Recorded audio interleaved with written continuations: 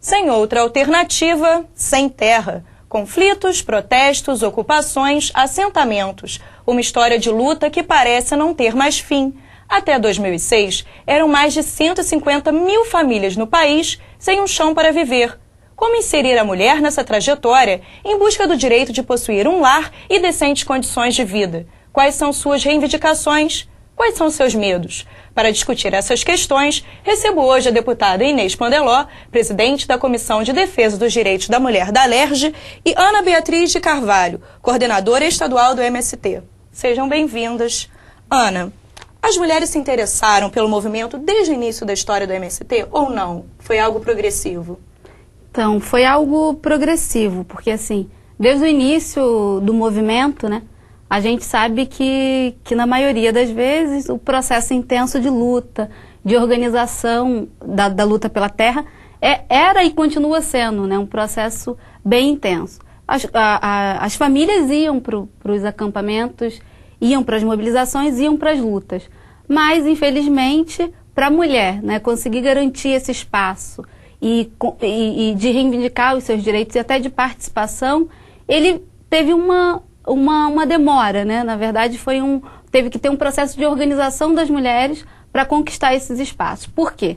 Na sociedade que a gente vive, essa sociedade patriarcal, os homens, né, têm o poder de decisão, o poder da palavra, e as mulheres ficam em casa cuidando dos filhos. Mesmo essa questão rural, a gente que é mais urbano, que mora nas grandes cidades, inclusive, tem uma visão muito assim, que o meio rural, né, independente de ser do MST ou não, o meio rural é muito masculino.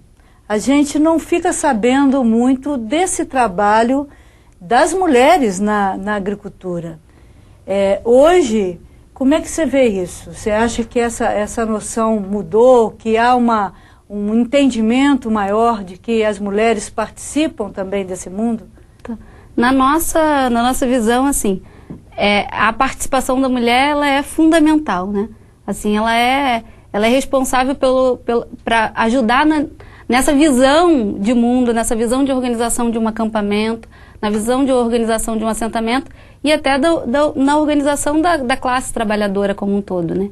Então, assim, ele não é um mundo, né, tipicamente masculino. Ele é um mundo de mulheres, homens jovens ou não jovens, mulheres jovens ou não jovens, né, participando do processo da luta, né, e das reivindicações. Então, essa participação ela é muito intensa, né?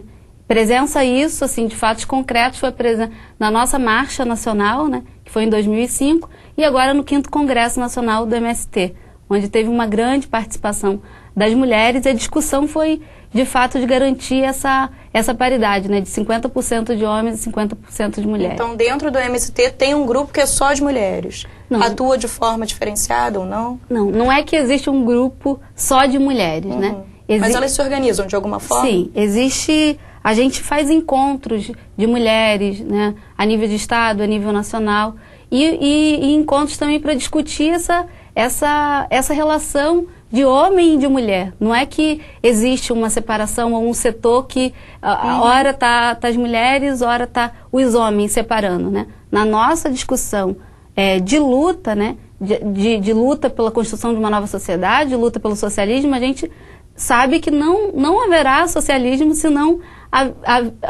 acontecer uma participação igualitária das mulheres. Ok, mas a gente sabe que homens e mulheres têm visões diferentes de mundo. E as mulheres do movimento têm alguma outra reivindicação diferente dos homens? A questão da organização, a gente sempre faz uma análise quando a gente está discutindo a organização de um assentamento. As mulheres ela têm essa profundidade, né, de ver além, né? Ou seja, uma organização onde pensa as crianças, né? As crianças no espaço do assentamento, né? A juventude, então espaço de lazer, escola, saúde, a organização como um todo. Geralmente as mulheres contribuem muito mais com essa visão do que os homens dentro de um assentamento. Então, assim, você acha então que quando a mulher está nessa equipe de organização, inserida, ela consegue ter uma visão mais global mais comunitária, mais coletiva do que o homem. Sim. Você atribui isso a quê? Eu acho que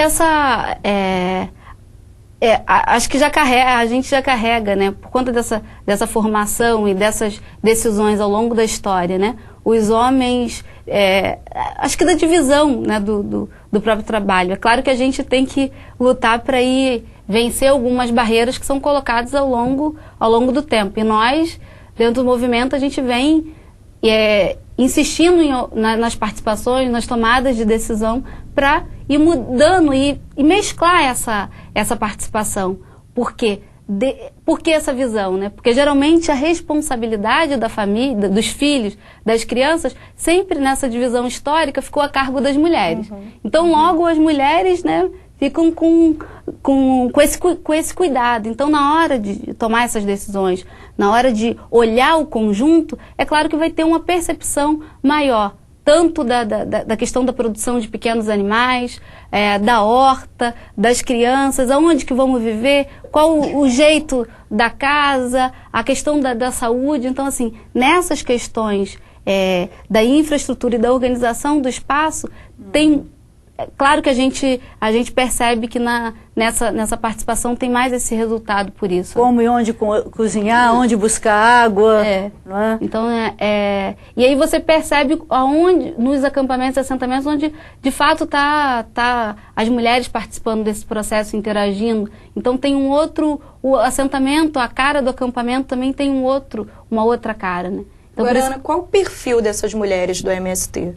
São só do meio urbano, do meio rural? Como é que é? Então, a origem da família sem terra, vamos dizer assim, né? Hoje aqui no Rio de Janeiro é o resultado de famílias que ao longo do tempo, né, saíram de suas terras, né, pelas condições do êxodo rural, tiveram que deixar as suas terras e foram para o mundo urbano à procura de trabalho, né, à procura de sobrevivência, né?